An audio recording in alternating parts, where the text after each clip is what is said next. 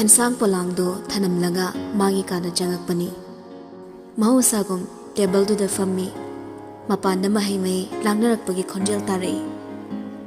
Mairabana haikibado oiramgani haimagyantai. Nupadu sutung inarapu oiramale. Khongdu manungda kansinda thongzilduda leptuna lay. Makut anido thabakta punaraduna thongzilduda chepna ngatharap tongna lepi. Laizasu yinglai mairabada mitchanarabada hairei ikaiba thadokraba nupaduna. Napuroiba nongbala isi ngamjaba khra thogol taw mithoibi nangbo. Laiza pisum sukna yenglaga soli. Nongbanda nongmani hemasi. Wahaiduda mairaba nokmi changsilaktuna phamungda mu phamthakre. Makhong karan chatna makhutna maningda ngaklap tawraga laizada yengna khumi nokmi tawraduna. Nongban gi zukni matam sidadi mai taba nongbana fare hainarido nang tadra lairaba khambadu kari kanai. Laiza machin paithoklaga ore nongbanga amu hogalakli nupado hantak mukti laizagi manak changsilaktuna table to the famlari kalap asangbado tingthokladuna masado cheplap laizada yenglaga makhatai. Thoibina pangjabagi khambu chus tawjabani. Mabu atuk thina nungsijariba nongbando khangi haidana mana cycle thoba khamba ngawrido kaigino sini thambal bayonga pidana. Si haidana mamittuna laizada chado khayinglai. Mana harido loksin pam khangdaba jaga amadi yawri haibabu laiza henba moong amatta utana hairei. Lamchattuda nongban kaubani. Phatmandabaduda chanaba maming thonbibani. Migi atuk phajakraba khamba thoibigi nungsi yumpham oiba warido yambungna nainabiyo haide. Yambungna nongban oirabanina aina thoibi oibani. Aina thoibi oirabanina khamba ama ngaijabani. Hanthamukti mairaba chimba chinglap yam noklaga hauktanai. Adudagiri 21st century gi khambado nongbani thaunai yaskul sana sorok yang bi thakta khwang da thori thuraga sor chinga hatkre kaina hainabado taraglani. Amuksa sauni yinglei kariamna waiduda phamduna lainingdre hairi male phuk hagot ki tawi nupido. Adubu mairaba ta makhutuna laizabu phaduna hairi. Ngaiko thabak yang wali ngaiko. Laiza kaino haibagum yinglei ngasai makhai urude mairabagi makhutta pairakliba amuba box to nupado so marumna ngyak thamlubado makhutna puthoraklaga laizada pirei. Se nakhoi nongban gi gimni. Laiza lawde mairabada yenglaga lei. Nupado na ingi tawrakli mangaktu illaduna law hairi male amasu marai tawi amasu anam kalli. Hunarabadi leitum watlaroi khangmana laiza sor amuktang tapna hondoklaga box to lawi. Manungda kari yawge yengi khanna. Non thaduna box to hangnaba hotnaribado mairaba nokmi yengi. Makhut anido punaraduna thawai tana yengli. Matangduda maso wahaigi khudol ama tamninglei. Churol lonbi magi matau tamduna. Khaliba wakhalduga loinana mairaba laizada lurakna yenglaga khudol ama tamlei. Wahai pareng khudol ama. Thamoi layum taretta thonglon taret lohamba hangladuna changsila thamoi leingoi leimaida nura nangna lei ching kanagi saktambu yeklamba tarumba thabaktu chapli pilaiza aduga mamittuna mairabada yenglei nupadu su ikaibagi moong otladuna makut khudombiduna pisumduda hotpai kaibai tawraga hairi. Phajadrabro aigisibo phajai haibune nangbo. Laija khumde ma pangsauda sauningi. Thamoida kari khalibano haibadi khangdre. Adubu maithongdadi pangsauda saukrema. Mamittuna mairabada yengna boxda yawriba potto makhutna thangalaga hairei. Si kaino? Phone ni kaino phone. Napuroibada hendoktana phone phaw masak khangsilaktrabo nangbo. Laija makhutna pairiba phone do mairabaromda khaji insilaktuna ai loroi. Mairaba su phone do lauraga paikhali laizada falap yenglaga khumi. iPhone natabagirane nangisibo madu yam common oina Samsung se tawbani latest model ne.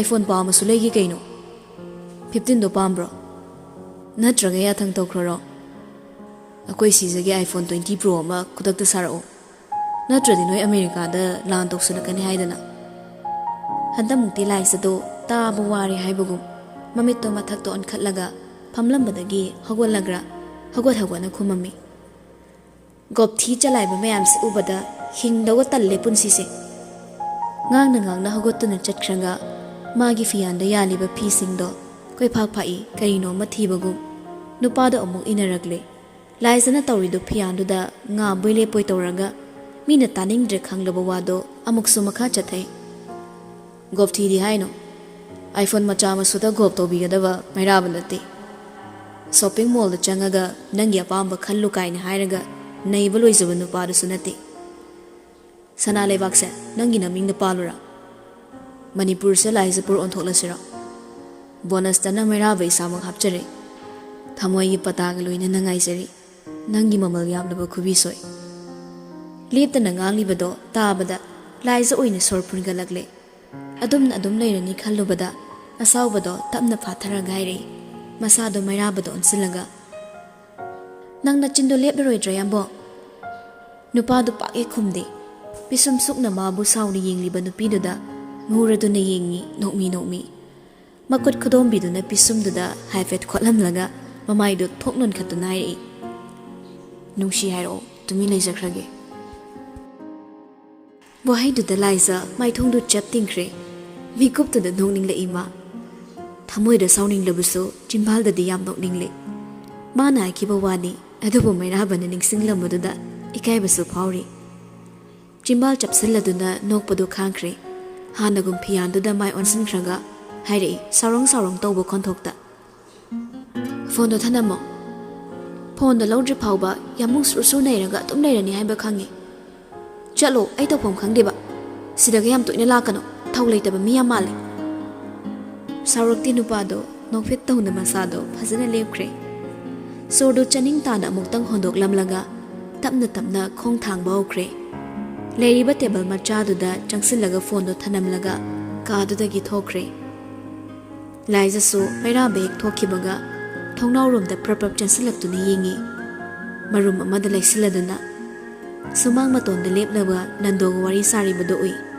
chatlege haibagi sem saba maongdani masu khangi mairabana kari pamli haidrabasu gyan takrabani mairabada natana mamai bema busu laizana warokre Wari wakong sing na khangdrabaso mitsudagi magun khanglabani adum oinama laiza maso amani chamthokpa hibagi mate mabuk yamna luba anam kanbini maso thamoina pamlibado phazalaga mamitto khuzilab mairabana gate ki wang malan kibado yengduna leiri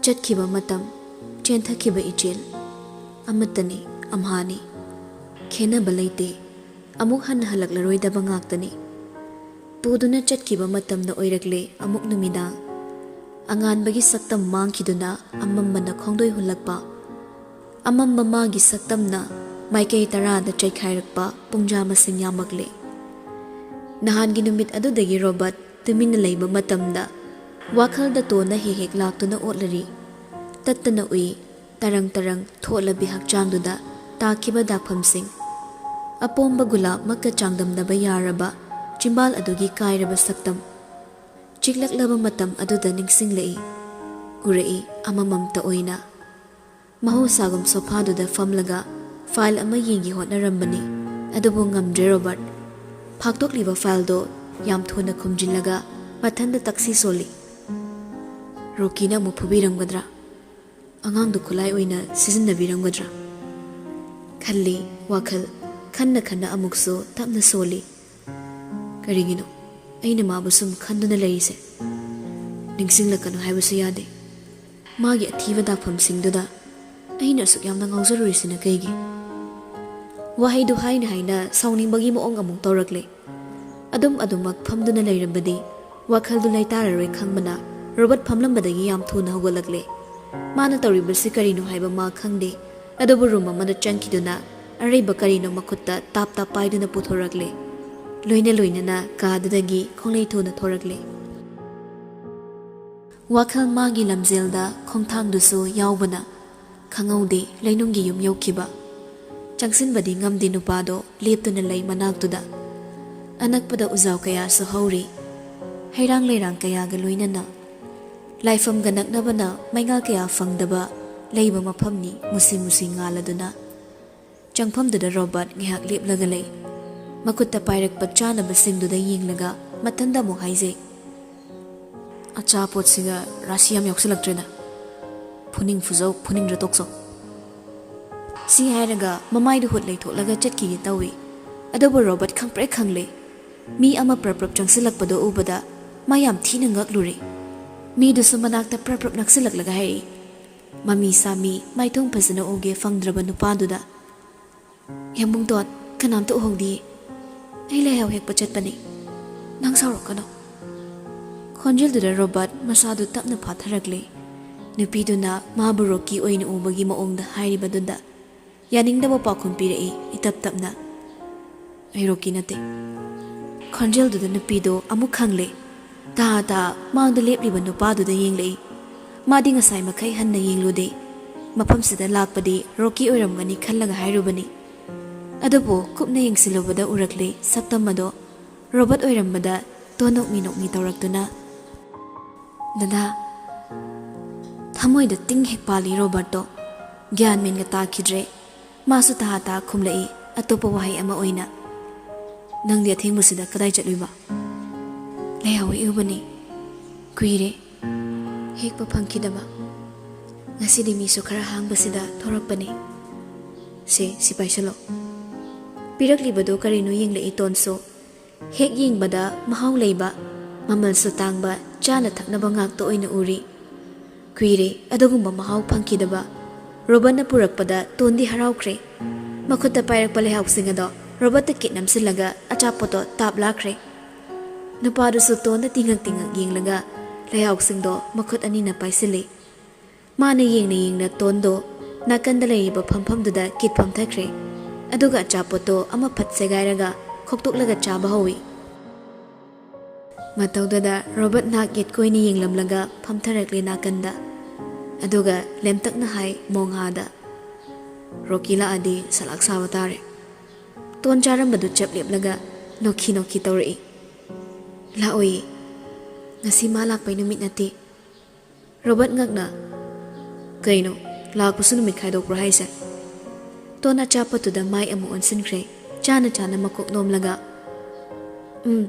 ꯈꯥꯏꯗꯣꯛꯑꯦ ꯌꯥꯝꯕꯨꯡꯇꯣꯟꯁꯦ ꯑꯔꯣꯟꯕ ꯊꯕꯛ ꯌꯥꯝ ꯇꯧꯕꯅꯤ ꯃꯥꯒꯤ ꯑꯔꯣꯟꯕꯁꯦ ꯌꯥꯝꯕꯨꯡ ꯃꯥꯡꯍꯟꯅꯕ ꯍꯣꯠꯅꯕꯒ ꯑꯗꯨꯒ ꯅꯨꯄꯤꯒ ꯅꯨꯡꯉꯥꯏꯃꯤꯟꯅꯕ ꯉꯥꯎꯃꯤꯟꯅꯕ ꯏꯔꯥꯏ ꯂꯥꯏꯅ ꯍꯥꯏꯔꯛꯄꯗꯨꯗ Robert ꯈꯣꯟꯖꯦꯜꯗꯣ ꯈꯖꯤꯛ ꯇꯞꯊꯔꯗꯨꯅ ꯅꯪ ꯀꯩꯝꯇ ꯈꯟꯗꯕ꯭ꯔꯥ ꯔꯣꯀꯤꯒꯤ ꯃꯑꯣꯡꯁꯦ ꯑꯃꯨꯛꯁꯨ ꯂꯦꯞꯈ꯭ꯔꯦ ꯇꯣꯟ ꯃꯈꯨꯠꯅ ꯆꯞ ꯂꯦꯝꯂꯒ ꯔꯣꯕꯥꯔꯠꯇ ꯌꯦꯡꯂꯗꯨꯅ ꯅꯨꯡꯁꯤꯗꯕ ꯃꯤꯅ ꯇꯧꯕꯕꯨ ꯀꯩꯒꯤ ꯀꯜꯂꯛꯄ ꯄꯣꯛꯀꯅꯤ ꯑꯩꯗꯤ ꯃꯥꯒꯤ ꯂꯥꯡꯗ ꯊꯨꯔꯕ ꯁꯖꯤꯅꯤ ꯂꯥꯡꯗ ꯊꯨꯔꯕ ꯁꯖꯤ ꯑꯃꯅ ꯂꯥꯡ ꯊꯥꯛꯇꯨꯅ ꯑꯩꯕꯨ ꯊꯨꯍꯜꯂꯤꯕ ꯂꯥꯡ ꯃꯥꯕꯨ ꯑꯩꯅ ꯀꯔꯤ ꯋꯥꯈꯜ ꯈꯟꯗꯨꯅ ꯅꯨꯡꯁꯤꯒꯅꯤ ꯑꯩ ꯀꯩꯁꯨ ꯈꯟꯗꯦꯗ ꯁꯤ ꯍꯥꯏꯔꯒ ꯑꯆꯥꯄꯣꯠꯇꯣ ꯇꯞꯅ ꯑꯃꯨꯛ ꯆꯥꯕ ꯍꯧꯈ꯭ꯔꯦ ꯔꯣꯕꯥꯔꯠꯁꯨ ꯃꯈꯥ ꯇꯥꯔꯨꯗ꯭ꯔꯦ ꯑꯗꯨꯕꯨ ꯇꯣꯟꯒꯤ ꯃꯇꯧ ꯈꯨꯗꯤꯡ ꯋꯥꯍꯩ ꯈꯨꯗꯤꯡ ꯊꯃꯣꯏꯗ ꯌꯪ ꯄꯥꯟꯕ ꯑꯃꯗꯤ ꯇꯧꯔꯤ ꯃꯥꯅ ꯇꯔꯪꯗ ꯉꯥꯏꯍꯥꯛ ꯂꯩꯔꯤꯉꯩ ꯅꯨꯄꯤꯗꯣ ꯐꯠ ꯑꯃꯨꯛ ꯌꯦꯡꯂꯛꯇꯨꯅ ꯍꯥꯏꯔꯛꯏ ꯀꯩꯒꯤꯅꯣ ꯗꯗꯥꯅ ꯑꯆꯥꯄꯣꯠ ꯄꯤꯖꯔꯤꯁꯦ ꯄꯤꯖꯕꯩ ꯃꯔꯝꯁꯨ ꯈꯪꯗꯅ ꯑꯩꯗꯤ ꯌꯥꯝ ꯍꯥꯎꯅ ꯆꯥꯊꯣꯛꯈ꯭ꯔꯦ ꯋꯥꯍꯩꯗꯨꯗ ꯅꯣꯛꯊꯣꯔꯛꯂꯦ ꯂꯤꯛꯅ ꯅꯣꯛꯆꯕ ꯅꯨꯄꯥꯗꯣ ꯅꯝꯗꯅ ꯅꯣꯛꯍꯜꯂꯦ ꯋꯥꯍꯩꯗꯨꯅ ꯃꯥꯅ ꯅꯣꯛꯄꯗꯣ ꯇꯣꯟꯁꯨ ꯌꯦꯡꯉꯤ ꯃꯨꯟꯅ ꯅꯣꯛꯄꯗꯣ ꯈꯔ ꯈꯖꯤꯛ ꯇꯞꯊꯔꯛꯏ ꯄꯥꯎꯈꯨꯝ ꯄꯤꯗꯒꯦ ꯈꯟꯗꯨꯅ ꯑꯆꯨꯝꯕ ꯍꯥꯏꯕꯒꯤ ꯄꯤꯖꯕꯅꯤ ꯑꯆꯨꯝꯕ ꯑꯁꯦꯡꯕ ꯉꯥꯡꯂꯗꯤ ꯑꯩꯈꯣꯏꯗꯤ ꯑꯆꯥꯄꯣꯠ ꯄꯤꯖꯩ ꯋꯥꯗꯣ ꯑꯁꯦꯡꯕ ꯑꯣꯏꯔꯕꯣꯏ ꯅꯤꯡꯉꯤ ꯇꯣꯟ ꯃꯥꯁꯨ ꯃꯈꯥ ꯇꯥꯔꯝꯗ꯭ꯔꯦ ꯇꯥꯡꯅ ꯆꯥꯕ ꯐꯪꯖꯕꯅ ꯔꯣꯕꯥꯔꯠꯀ ꯀꯨꯏꯅ ꯑꯣꯟꯁꯤꯟꯅꯗꯨꯅ ꯂꯩꯅꯤꯡꯗ꯭ꯔꯦ ꯆꯥꯕꯗ ꯑꯃꯨꯛ ꯑꯣꯟꯁꯤꯟꯈ꯭ꯔꯦ ꯔꯣꯕꯥꯔꯠꯁꯨ ꯌꯦꯡꯉꯤ ꯃꯇꯧꯗꯣ ꯊꯃꯣꯏꯗ ꯍꯥꯏꯐꯝ ꯈꯪꯗꯅ ꯅꯨꯡꯉꯥꯏꯇꯕ ꯄꯣꯛꯏ ꯑꯁꯨꯛ ꯋꯥꯅ ꯂꯦꯟꯕ꯭ꯔꯥ ꯈꯜꯂꯨꯕꯗ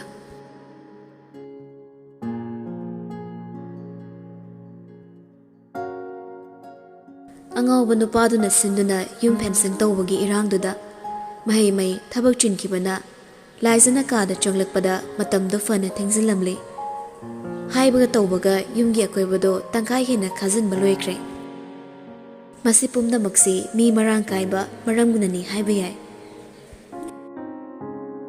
Kaduda khong thangzilakpaga urai. Table da layima box to.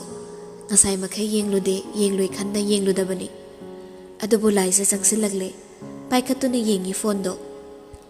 Mana phone paidabadi haitaduna paidabanate. Wakhala mada paining de haiduna paidabani. Phone do laukhalaga chair do da famtharagle. Log thamdabana sip to fatching khalaga yengbada. Leramliba miskol mayam do ubada. Laisa mamit lauthorai. Loina na tarakliba number do. Hana sip tawtuna leramle. Makoy hambung. Mingdo da gyan takre laisa. Irim lim na mathong chadraba nupado ningsing lubada. Ma no kadra sawadra gyan tadre. Adubo pumtok laga kantek changdo na yingi. Yauriba number do maraba khakta na lamdre. Mona, Leo, Boy, Robert, akhanaba makoy gisu yauramli. Matawdo da laisa machindu soli. Noya matani amatanungside. Mana nganglingi cherak to da phone nama muglaksili. Chong thorak liba mingdo da laisa sugatli. Paida basu yaroi. Tasing namang pairu drabani. Ating basida sumang yorakani khanbada. Laisa phone do tapna paikhali. Hello? Hello? Angom no man is speaking. Karan duda laisa sauna khumi. Nongban ga hatkani ngasi. Mera batapna. Yam luba wam leire. Kamain tongni. Khangtap tapthakibaduda laisa pakhalap tawi. Adubu mong hada khumi. Kaiwano. Khumaktre nupado chaplep tuna laikre. Hoi ma haida tumi laikibaduda laisa su songna mo haire. Kaino yambo kaidawrangi haibani. Sarak lebaduda nupado khumakle. Yamong hada. Nangkhangu uningakpa. Kamdawsige na sumkhalamiba. Kamdawsige. Wadu tabada laisa sablepkre. Sordu pau holibra natraga lepkrabra ma khangdre. Ngaujariba thamoina adagumba wahai singdu tabada saubado khangpa phaningakpagum tawi. Mana tumi laikibaduda meraba nokladuna hairei. Aina sumainaga haibase. Season nang pangthagi tawbra. Ngoksinari ni kaina pa ikhangde pakti khangde. Ikaiduna hairak pawani upai leita. Ani do ngayak tumin amuk lainay. Adumna lairingai maraktuda. Mairaba magi nakta kochat chatuna chingkup chariba kokilduna yingi. Somda laisa so pulliba masam makut namana thadoklaga semlaga lay. Thongnawdagi changsilakpa ikai khangdaba malangna liri suhumli kaduda. Mikup khara asum leiramlaga mairaba laisabu khangau kori. Lum lauba nupa manba khonjelduna layin khara taptharaduna. Shija. Hayeng sa nang Royal Mansion fawba chatpa yadoira.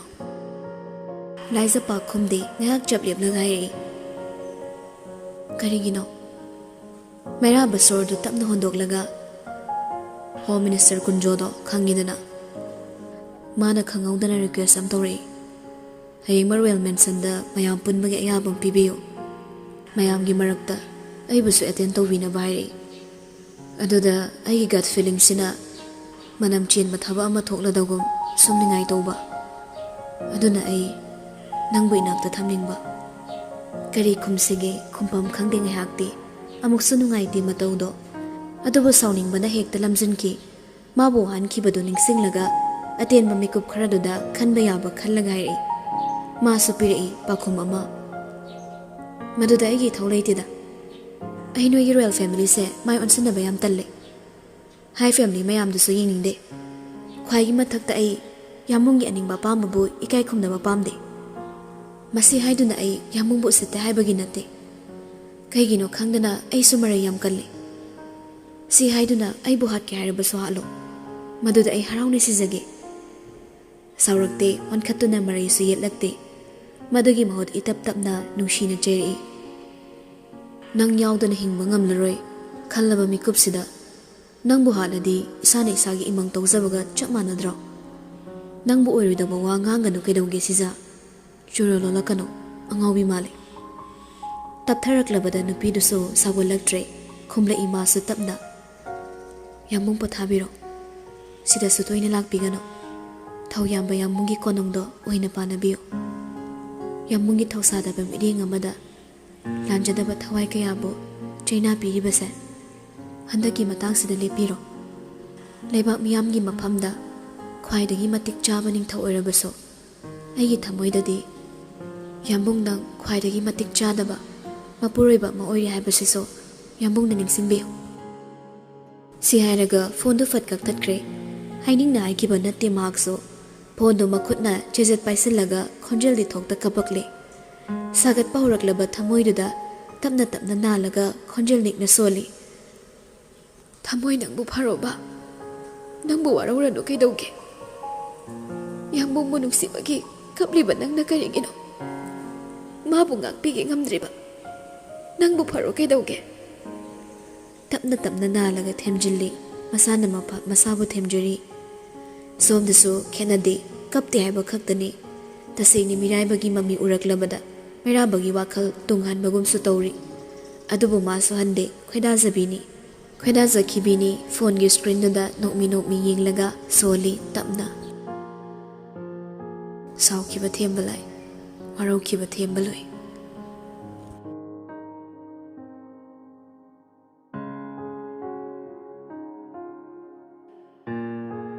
Tapna tapna hauki ahing ado. Kana amana nungsi chilok ne. Kana amana amamba tiya yenglaga mitsel khangnei. Ningtham changlakpana korong magi khongthangso khajik taharabra khalle. Ayukte ayukni haibabo yanda anganba haibadi yantraba matamni. Nandodo mapi setlaga kadaidano machatkadabagi thorakle. Sumangda leplap tauranga imungda laiba macha tanaba laurami. Hey isa tombi ipa ne makha lekai gi nahut phamdo ngak yoksilumge ko cheksin lairamo get ka sirian jana lolo ko laizana tabra takhidabra matam yarak tre khanna nandoso prapap thorakle ngasigi yumdagi mapan thoktribana geto hangdribani purondo hek chingduna hangdokpaga leplamliba misak to ubada nando khangpre khangi mairaba noklaga kadai chatpigadabano baba Nandogi pakum phangdringe mahusagum changsillaga nandoda khurumi nando so khara toirakpana ikoi badudi khara hankhre masu nokladuna hairi nahut pa mazat kadabani babasi matam su yadre chango layobani mera bakhum lamdre momo noklamlaga tuk changkhre nanghoroi matagum nando su mera bada phalap yinglaga wakhal khalauri karino ne asigi ani sina tawri basibo Saunabasu mande, saunadabasu mande. Ngangna nando makokto na get tapna hairaduna chatkre. Somdasu nupado grong hekta changsile. Kada changlui leiramde, chakum changlui leiramde. Nga koyot otuna thiramlaga kada muglakle. Pamungduda kit famtharaga murum soli. Ayuksida khammaga cycle thoba satkrazalo ngasimo. Ngangna mamaido haigalakpani. Tanja chana nupidu su changlakpa mapa chana kre. Mera balayramada laizadi khangpre khangle. Makhongdu chapleblaga mamitu tatha yenglaga lay. Nupadudi laiza ubada chunglama mihulga lepkrabani. Iruzarubagi phanek phidol chingkhatladuna masam achotpado thungbai thungdaboy tawelna yeli. Teithokpa yogdaba samgi machum kharaso hakchangda tagup pakli. Karisu yeksin taisindriba Isingna chamthokibata ngairiba mamaido ngorok ngongna tathotli laizabu yengna meraba mihul khongzal yankhalakle mamai mamito bang sagalagle ningtham changaklaba ayuktada humang ana pikangakle mabu atukmuna yenglibado laiza hainarakraduna yeliba taweldo tapna chingtharaklaga masado kupsili nupidugi matawduda meraba gya lakle ya mathong chadaba wakhal amada Mahagyan ngaurure apambagi ireida wakhaldo chentharure adubo laizagi meeting amada wakhaldo torbana mu yorakladuna ikaiboy pakhatpoi phamlambadagi pukhogolaga laizagi nakta probab changlei mathong sarudraba wakhaldo achamba saduna poduna changakle manakta laiza sukari torkadagi khanbada tingak yenglagale mera bagyan tare haizabatani soduning sajor tattana holi Mit yeng na yeng du ipai bagum tawi. Karigisu phairoi nupani maso mayam sigi mathakta mangda leplibado kana nate magi nupini loinabini laisabu yingni yingna pocket to fat humjin khraga taidu puthoraklaga piraduna hairei se taisi pulo sigi lakpani ai leinariba phibamduda amasu yam awkward oinare laisa hoi mai hairudre pakhat poi kai boy merabagi taidu lauraga thok chilai nupadu so wa khangna makok to non tharak tawi wa ngang badi lairadana ani do sor phawba kan hona kidre laisa de atumak pakhali adubu nupadu de khara tapthakre maithong du inu hek nungsiradana mana haiba yari budo ubada meraba nokningle tingsar so halambado toklaga yaton khazik una noklakle tangna noklamba makhoyambungi minokse handakti marang yamna kaibugum nokmi kore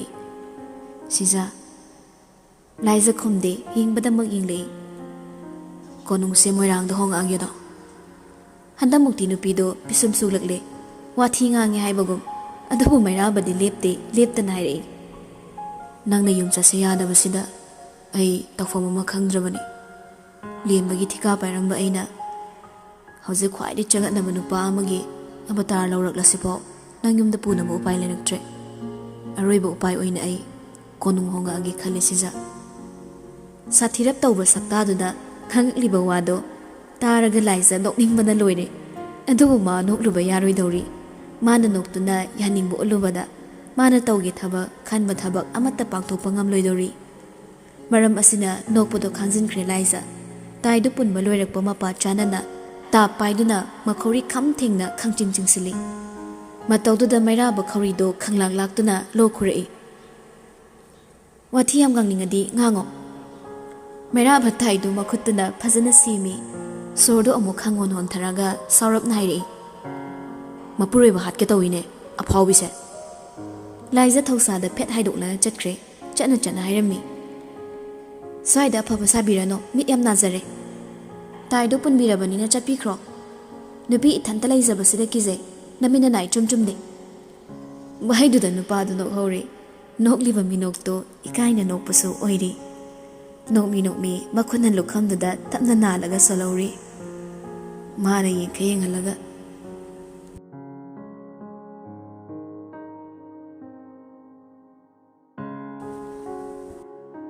pung 11 helap tawrakpa matamduda Royal Mansion da mayam pulap pulare Mitsuda Rocky kunjo loina suna pulli merabasu ngayhaki mamangdi yausilaktuna lairabani maraktuda lindasu yauri maramdi khangkhangda ngasidi kunjo Mitsuda maithong maka lami yamna bevhar laibagum merabado onsilaga hairi kunjona chahi khudingi pangthokpa meratha hawbagi festival da saruk yanaba surprise guest khara invite tawjabani ining thawbu mafam simakta da laknaba request tarokpagi ngakpigani lakadoribado royal family gi mi yawbana ining thawbu su invite tawba tangai fade khanjabani wadu da mairaba ingangakre ngasi ngarang laisagi nakta ko chen basida ma schedule amata hanna yingsiludrabani royal family gi mi yawi haibaduda mairaba matha haifet sarakle maramdi maru iba wang singi manungda laizabusu soidin hanglakani maduda mana thokpa khumlurabadi mahak asi wayamna khangdaba yumbu ama oina ukibagi mami ama tare adumo oinaba yeknabana sinkibani laizala oi khangmana merababu ikaiba pinaba chance laukibani merabagi matha saba sakphamda sudan nokmi hairei nangna wari bado ima khagi imau sana laktrabasu kaide linda su yaurina aikhoi mayam su leiri sini mina thina hainaroida pangai su haiba yaba nati ima leiri sidi kariyamna bawaini kariyamna hairakpani holduda famba hokibana meraba topam khangdre makhoi da natana ikai khumnabada matik charaba mi kaya amaso mafamduda leiri mayamdu khallubada mairaba matha sabana loire famli bado nena tana famma ngamlaktrabada phugagolaga thokige tawi adubo kadomdagino lindadu phut phauzilaklaga kaiduni yambo mi sing do men entrance yori haibani wahaiduda chaplekre mangonda kari su khanaramdaba mabo kari su leitabugum tawriba thaongsida asawbana mathong khanglaktre kunjoda sawni yinglaga prapap changlaklaga irenjana phamliba kunjodo color du tap paisinuna chingkhali ngayaki oikiba matauda mayam so mai mai phupu hagonaragle Mairaba kunjoda samtrik yenglaga adok usitaba holiba sor masado lepningbra adumak tawrakani haibadi khaludabani adubo magi mataududa kunjodi pakhaladuna kirup yenglei Linda su Mairabagi asawbadu ubada kari su haiba ngamda tumin yengduna leire adubo mitsuda prapap changsilaklaga Mairaba bu chingthoi kunjobu paisiliba makutto thadoknabo hotnabada hairei Mimang thokan aina yabagi sinbani aiga yaba yawraga sinbani nangno oiningba oirasu aise namani aina sinba thabukta aibu sitaba tawganu yam thuna thado asawbagi mathakta asawba Mairabagi mitingdo mamada mung tarakle thauna leitaba pangdaba natte phana phatranasu mabu chawnaba yokpirakliba mamamakna yeknaba oikibana Mairaba upai leitabani yeknarabasu ngasi phawba thamoinungda mitsodagi minungsi ngairibani Mamituna mitsodada yengna kunjobu laktani inthokre sapudo kaman kibana kunjo faklangduda yeisile adumna marang leinaringe cheraktuda surprise guest singdu yoksilakle hallduda hek changlakpaga atei hanna yenglamda Mairabagi nakta hana changlei tung oira fleplibado Mairabani khanglabada makoktu nontharap makutna thabakta thamlaga It's an honor to meet you, Your Majesty. Khonjel da Mairaba mamittu tapno ishile. Mani, British Royal Family gi member ni, Colonel oina leibani, Herbert Johnson. Yamna marau leba British Emperor gi member oibana, khajik sorabaso disrespect ni laukigadauba midani. Adubu Mairaba pumna maktu namsinkraga, nokfet tawna onthorakle, aduga maso hairei. Glad to meet you too, Your Highness. Marau leikraba mini nupado, mamang matamda mapa mapuna taklamba, kanglei paki magun khangalamba oibana, hanjin mafamsida laklabani. Leiriba kanabu hanna yengda mamitto nak yet leiduna, kanagumba mathibagi maong tawramlaga, nakanda lepliba translator nupadogi nakongda changsilaga chirol tawkre. Nupado so chaksinna taraga, Mairabada mu ansillatuna noglukna hairei.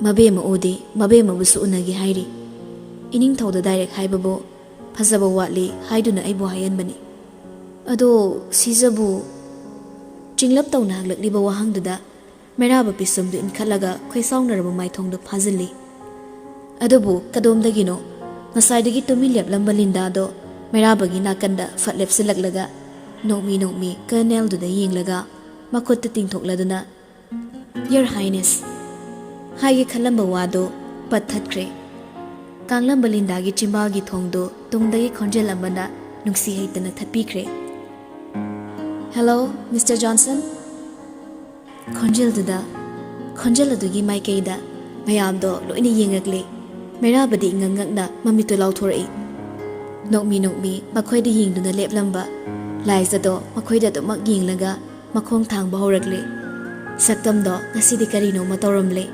Hanagi chamjabigi maithongdo natre Fijolduna so laizabu mapung phanbra khalli Musilap tawba lei machugi phige fane Angawbada chandal machu changlap tawba Tharap tawba wangkhai fido sari oina sete Thaba khumlak pakna sandoklaga illi Liliba purit aduso phiduga chanaba moongda ka hena kotaba malai tingli Tongliba khungup tunara ngasidi khangwang wangkhatpagum su tawri Ningdu yeina yamlaba amuba samlang do punsinde khongthang duga loinana hai humna makalamna thadokli samlang manung cholap uribaduda khangi kangba yodriba samlang ni haiba ye thangba napada chilei matam natana salamba piktak chingta kusum lei ama tingkhang lei oirabaso ayo haidana chilei laisagi napada ningaidana leitingli magi khongthang tanthada inliba figi phizina ipomgum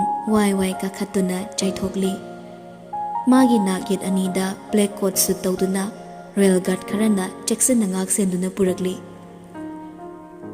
laizagi matawda mayamdo loina maya kanare mirsodadi chongla mamihul thipom khangdrabani pomnamak aremba tare khallubada mawan thagadore adubo Mairabadi nokmi yengli laizagi anauba saktamado Chingnaba leita nokmi yengli.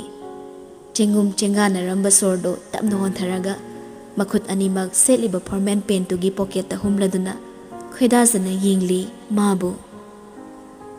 Haina laise yoksilakle mana lepsilakla phau linda khongpam handokte adubu laise thausarude prap changsilaklaga mairabagi nakan amada leptuna hairei Colonel to the yenglaga Mr. Johnson, welcome to Orakang Park.